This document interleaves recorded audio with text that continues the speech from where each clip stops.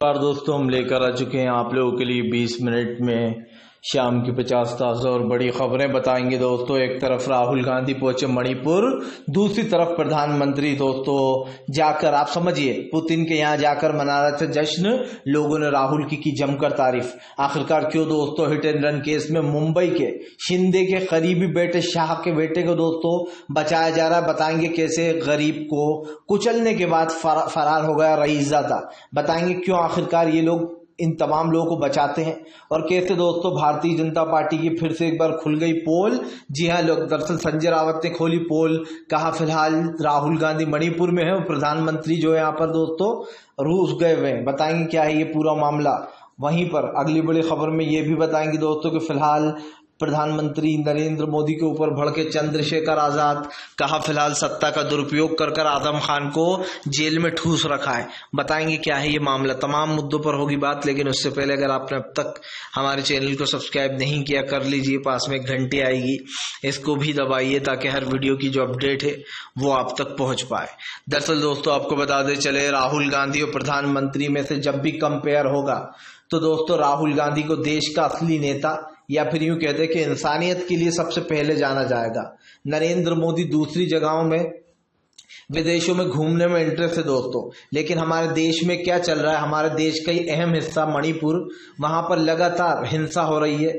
लोगों को आप समझिए जो है वहां पर जिस तरीके की लड़ाई चल रही है दो गुटों में, इसको नरेंद्र मोदी की नाकाम सरकार अब तक रोक नहीं पाई है। सबसे बड़ी बात ये दोस्तों, कल जब राहुल गांधी लोगों का दर्द बांटने पहुंचे तो राहुल गांधी ने वहां राजनीति करने से साफ साफ इनकार कर दिया कि मैं राजनीति नहीं करूंगा।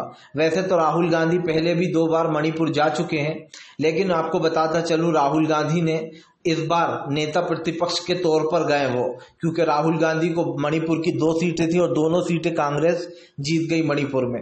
यही कारण है जो राहुल गांधी फिर से तीसरी बार मणिपुर पहुंचे और लोगों का दर्द बांटने पहुंचे। राहुल ने कहा कि जो भी मुझसे मदद बनेगी मैं वो आपकी मैं भी करूंगा, और जो मेन काम सरकार का है दोस्तों, क्योंकि मणिपुर हमारे देश का हिस्सा है, जो मेन काम सरकार का है मैं सरकार तक आपकी संसद में आवाज उठाऊंगा ताकि मणिपुर को इस झुलसती आग से बचाया जा सके। यही नहीं दोस्तों, प्रधानमंत्री इतने नाकाम हैं कि उन्होंने 3 महीने तक मणिपुर में हिंसा चलने दी। इस देश के प्रधानमंत्री ने ना एक ट्वीट किया ना वो खुद मणिपुर गए। क्या दोस्तों राहुल गांधी इस देश के प्रधानमंत्री हैं? मैं आपसे पूछना चाहता हूं।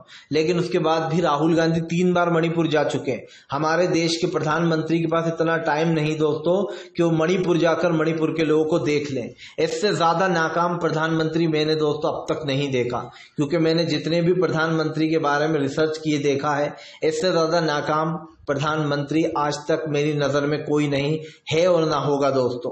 आपको बता दें चले दोस्तों, फिलहाल महाराष्ट्र में BMW वाला केस गरमाया। रास्ते में दोस्तों कुचलने के बाद बदल गई कारें, ये सबसे बड़ा खेल हुआ। लेकिन मजा की बात पता है क्या है दोस्तों, कि BMW से जिस नेता के बेटे ने कुचला है वो एकनाथ शिंदे का राइट हैंड माना जाता है। यानी कि दोस्तों बीजेपी का कनेक्शन देखिए कितना मस्त है। आपको बताते चले पहला नहीं है दोस्तों, इससे पहले भी देवेंद्र फडणवीस ने वो जो पुणे में जो कांड हुआ है उसमें भी देवेंद्र फडणवीस ने आरोपी को बचाने की पूरी कोशिश की थी। जी हाँ, और अब फिर से एक बार दोस्तों जिसके बेटे ने, ये दर्दनाक बेचारे वो लोग मछली खरीदने जा रहे थे दोस्तों पति पत्नी, उनमें से जो हस्बैंड है उनको चोटें आई, वो तो बच गए, लेकिन जो पत्नी थी दोस्तों वो मारी गई। उनका रो रो कर बुरा हाल हो रहा है। सबसे बड़ी बात ये दोस्तों कि फिलहाल इन लोगों को बचाता कौन है? ये रईसजादे दोस्तों सड़कों पर चलते हैं और बेचारा गरीब लोगों को गाजर मूली की तरह समझते हुए कुचलते हुए निकल जाते हैं। इनके हिसाब से जो गाड़ियों पर चल रहे हैं, बाइकों पर चल रहे हैं, रात के नशे में शराब पियो और दोस्तों गाड़ी चलाओ और फिर मासूम लोगों को कुचलते हुए निकल लो। ऐसा लगता है रोड इनके बाप ने बना रखी है। सबसे बड़ी बात। दूसरी बात दोस्तों, ये लोग डरते क्यों नहीं है ऐसे कांड करने से? क्योंकि जाहिर सी बात है सरकार का हाथ सर पर है इन लोगों के। इन लोग को लगता है हम किसी को भी कुचल देंगे, हमारा कोई कुछ नहीं बिगाड़ पाएगा। आपको बताते चले दोस्तों, शिंदे के राइट हैंड माने जाते हैं ये जो जिन महाशय के बेटे ने कुचला है। और सबसे बड़ी बात गौर दीजिए दोस्तों, इनका नाम है राजेश शाह। जी हाँ, राजेश शाह पर ध्यान दीजिए जरा। हमारे जो गृह मंत्री है वो भी शाह हैं दोस्तों, ये भी शाह हैं। तो राजेश शाह को कौन बचा रहा है दोस्तों? इनका बेटा तो कुचल कर भाग लिया दोस्तों, अब तक पुलिस के हाथ में नहीं आया, ये सबसे बड़ी बात है। लेकिन जो राजेश शाह हैं उनको गिरफ्तार कर लिया गया है उसके बेटे की जगह। लेकिन दोस्तों आपको एक चीज जरूर बताना चाहूंगा कि फिलहाल इसका बेटा फरार हो गया है, बाप को पकड़ लिया। और राजेश शाह जो है दोस्तों वो राइट हैंड माना जाता है दोस्तों, किसका? एकनाथ शिंदे का। एकनाथ शिंदे का जो है बहुत ही पावरफुल विधायक माने जाते हैं ये। तो सबसे बड़ी बात यही है कि भैया जिन लोगों ने कुचला उन्हें बचाने के लिए पूरी ताकत लगा दी गई है। बेटे को पहले ही फरार करा दिया गया है। और जो पुणे में हुआ था, जो बेचारे 2 लड़का लड़की कुचल दिया था, वो केस तो अभी हुआ जो है सुलझा ही नहीं था, उससे पहले ही दोस्तों ये एक और नया केस हो गया है। और इन सबको एक ही लिंक निकलता है बीजेपी के नेताओं के साथ। बताइए आप, तमाम बीजेपी के नेता के जो लड़के हैं वो शराबें पीते हैं दोस्तों, और शराब पीकर गाड़ियां चलाते हैं। जबकि दोस्तों ड्रिंक एंड ड्राइव मना है हमारे देश में, ये आप भी जानते हैं। खुद की जान तो खतरे में होती है शराब पीने वालों की, लेकिन वो दूसरों की भी जान ले बैठते हैं जो लोग शराब पीते हैं। और ऐसे दोस्तों शराबियों के लिए एक ही कानून होना चाहिए, इनको उल्टा लटका कर फांसी पर लटकाना चाहिए। क्योंकि जो लोग शराब पीकर देश में मासूम लोगों को कुचल रहे हैं उनको सबसे पहले फांसी चढ़ाना चाहिए। आपको बता दें चले दोस्तों, फिलहाल भारतीय जनता पार्टी के ऊपर फट पड़े चंद्रशेखर रावण। कहा फिलहाल सीएम से लेकर पीएम तक जाऊंगा, लेकिन एस बाबा को इसके किए की सजा दिलाऊंगा। दरअसल दोस्तों भोले बाबा नाम का ये खास कर ढोंगी जो कि लगातार लोगों को लूट रहा है दोस्तों और बेवकूफ़ बना रहा है, इस जैसे ढोंगी और घुस को बचाने की पूरी कोशिश कर रही है उत्तर प्रदेश की सरकार। ये आरोप चंद्रशेखर आज़ाद लगा रहा है। चंद्रशेखर रावण ने कहा कि फिलहाल उत्तर प्रदेश में इतनी बड़ी घटना हो जाती है, 133 लोग मासूम लोग मारे जाते हैं भगदड़ में, लेकिन हाथरस के कांड में दोस्तों सरकार चुप्पी साधे बैठी है। उससे भी बड़ी बात यह है कि भैया जिस इंसान ने ये सब कुछ किया वो अब तक पुलिस की गिरफ्त में आया ही नहीं है, वो फरार चल रहा है। और ये पहला नहीं है दोस्तों, पहली बार नहीं है जब इस तरीके की घटना हुई है। इससे पहले भी ऐसी बड़ी बड़ी घटनाएं होती हैं हमारे देश में, लेकिन सरकार मौन हो जाती है जब उसका राजनीतिक रिश्तेदारी होती है इन लोगों से। आप समझिए इनका पूरा का पूरा प्लान, इस बाबा को उत्तर प्रदेश की सरकार बचा रही है, वरना अब तक दोस्तों गिरफ्तार नहीं हो जाता क्या? आप खुद बताइए। इतनी आपके पास पुलिस प्रशासन है, आपने अतीक के लड़के को ढूंढ के कहीं से भी उसको मार डाला, उसका इनकाउंटर कर दिया, और जो है यहाँ पर अतीक अशरफ का इनकाउंटर हो गया। आपकी पुलिस तो आप कहते हो बहुत तेज तर्रार है, तो फिर ढूंढ क्यों नहीं पा रही है भोले बाबा को, या फिर आप खुद ही उसे बचा रहा हो? ये सवाल सब लोग पूछ रहे हैं सरकार से दोस्तों। और सबसे बड़ी बात यह है कि चंद्रशेखर रावण ने साफ कहा कि पहले FIR दर्ज करो, पहले गिरफ्तारी तो करो, और अगर नहीं करी तो चंद्रशेखर ने साफ साफ धमकी दी है कि वो जो है यहाँ पर सीएम से लेकर पीएम तक जाएंगे, लेकिन वो इस मुद्दे को उठाकर रहेंगे। दरअसल दोस्तों हर देश में एक चीज बहुत अच्छी हो रही है। हमने देखा कि रूस से लेकर जो यहाँ पर दोस्तों तमाम जगहों पर सरकारें बदल रही हैं, यूके से लेकर तो दोस्तों जर्मनी तक में। और जो अभी हुआ है फ्रांस में जो हारी है बुरी तरीके से वहां की फांसीवादी सरकार, वो भी हमने देख लिया। हर जगह दोस्तों सत्ता परिवर्तन हो रहा है, और हमारे देश में शुरुआत हमारे देश से ही हुई। राहुल गांधी ने सत्ता परिवर्तन का जो नारा दिया था वो शुरू हो चुका है दोस्तों।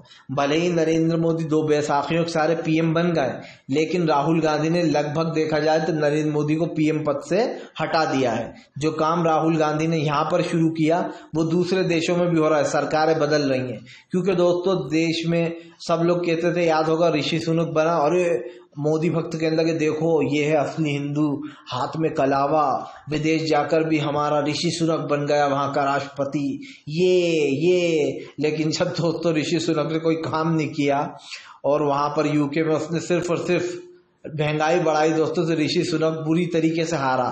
और 400 सीटें जो पार्टी बिल्कुल मरी हुई थी उसने 400 सीटें जीतकर वहां पर पूरा काम कर दिया। नारा यहाँ दिया था नरेंद्र मोदी ने 400 पार, यहाँ तो नहीं हो पाया। लेकिन दोस्तों जो अंधभक्तों का ऋषि सुनक था वो भी चला गया मोदी जी के साथ साथ। खैर अच्छी बात है दोस्तों, आने वाला समय प्रधानमंत्री के लिए बहुत ही काला अंधेरा लेकर आने वाला है। कब नीतीश नायडू पलटी मार दे कोई नहीं बता सकता है। और दोस्तों पलटी मारे ना मारे, नरेंद्र मोदी का कैरियर तो ऑलमोस्ट डेड हो चुका है दोस्तों।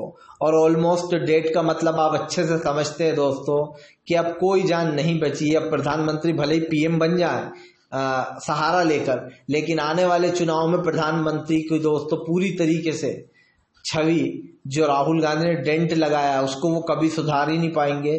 क्योंकि दोस्तों 10 साल देने के बाद आपने फिर 5 साल में वही करा।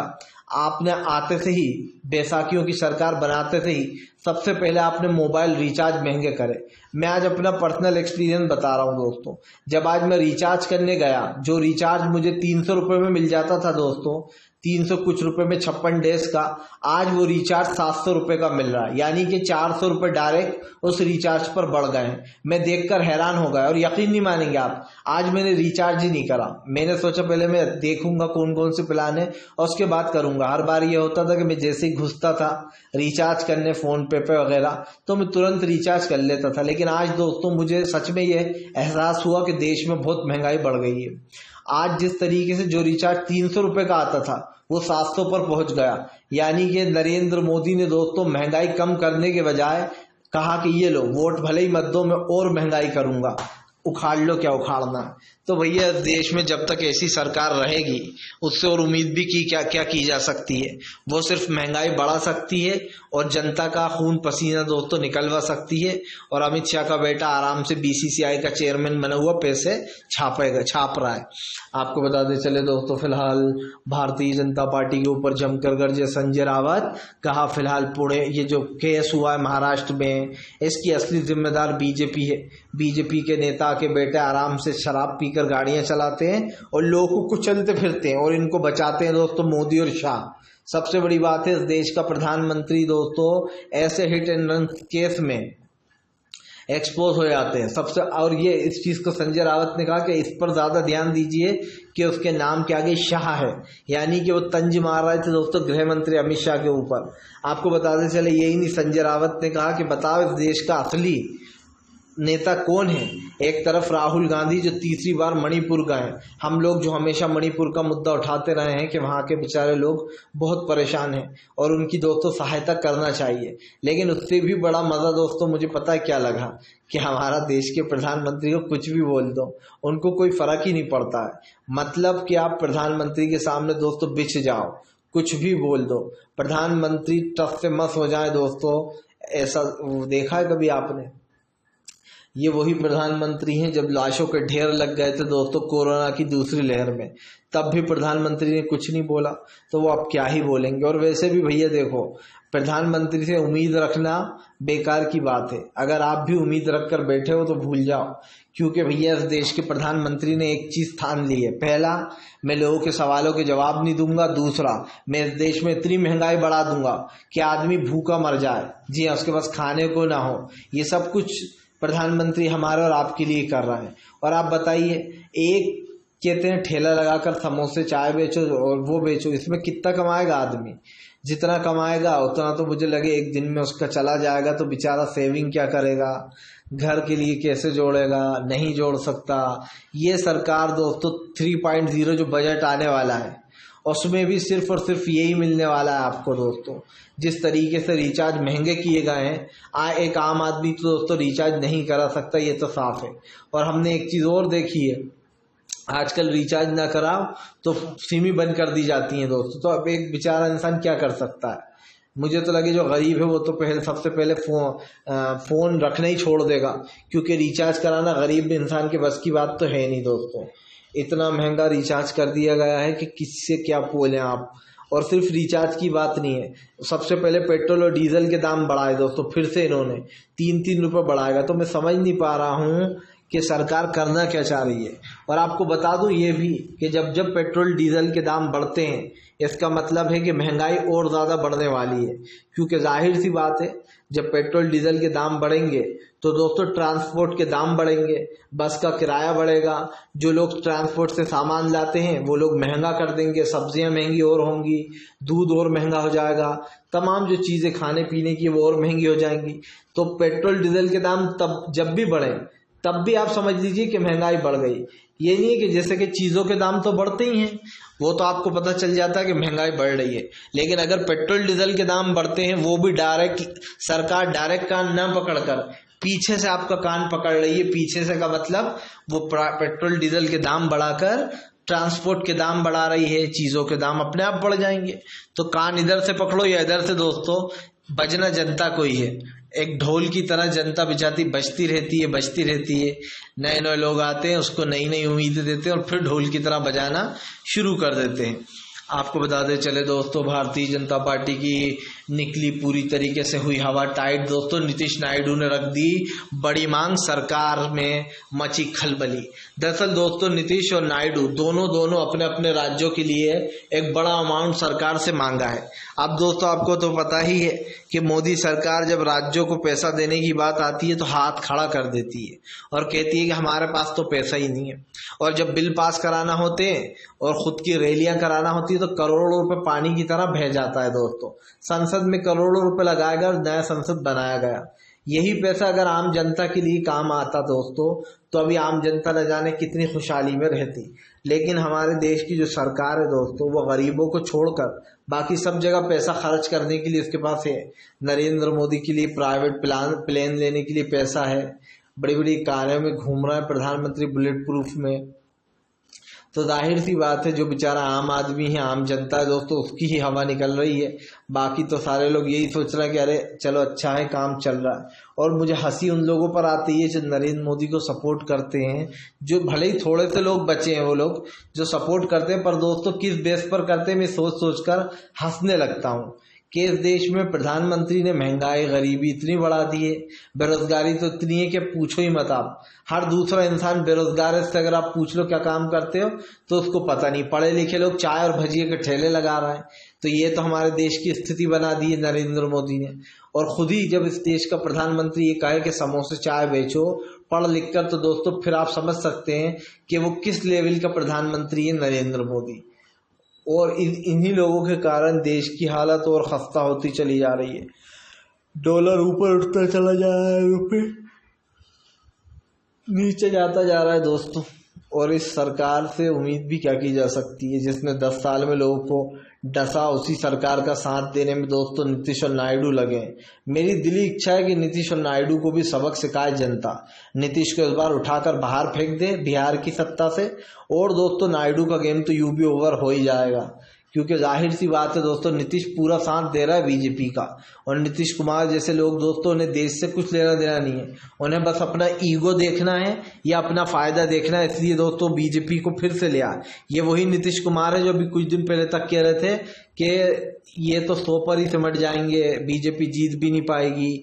और नीतीश ने यह भी कहा था कि सबके ऊपर झूठे केस करना, उनको डराना धमकाना काम है बीजेपी का, सिर्फ हमारे नेता खरीदा थे। लेकिन उन्हीं की गोद में जाकर बैठ गए। और किस लिए बैठ गए दोस्तों? क्योंकि इनको पार्टी का जब ये वो इंडिया गठबंधन बना था तो इनको जो है यहाँ पर उसका वो नहीं बनाया गया नेता प्रतिपक्ष, तो बस भड़क गए दोस्तों नीतीश कुमार को, छोड़ दिया इंडिया गठबंधन का साथ। मतलब खुद के ईगो के लिए दुनिया के साथ दोस्तों कुछ गलत होता है तो होए। और मैं तो बार बार इस चीज़ को दोहराऊंगा भैया कि जो लोग भी नरेंद्र मोदी का साथ देते हैं जनता उन्हें भी सबक सिखाएगी। नीतीश कुमार को दोस्तों अब की बार तो लोकसभा में मिल भी गई। इस बार विधानसभा चुनाव में नीतीश कुमार का पत्ता साफ होने जा रहा है, क्योंकि 18 साल बहुत होते हैं जब से ये लोग देश को बेवकूफ़ बनाने में लगे हैं। एक दिन में दोस्तों 5 पुल गिर जाना, बिहार में 16 दिन में 12 पुल गिर जाना, क्या ये छोटी मोटी बात है?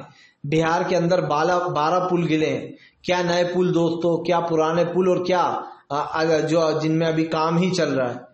मतलब कि इन सबको मिलाकर 16 दिन में 12 पुलों का गिर जाना, ये सरकार के काम पर तो सवाल उठाता ही है, लेकिन भ्रष्टाचार की पोल भी खोलता है कि अगर आप दोस्तों आप समझिए, वो तो अच्छा उन पुलों पर लोग नहीं थे, अगर कोई आ रहा होता जा रहा होता तो पुल गिर जाते तो जान का खतरा अलग था, लोग मारे जाते।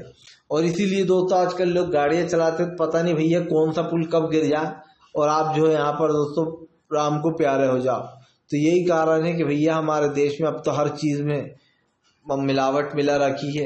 रेत में सीमेंट है या सीमेंट में रेत है, कोई पता नहीं लगा पा रहा है। फिलहाल दोस्तों आप तो वीडियो अच्छा लगे तो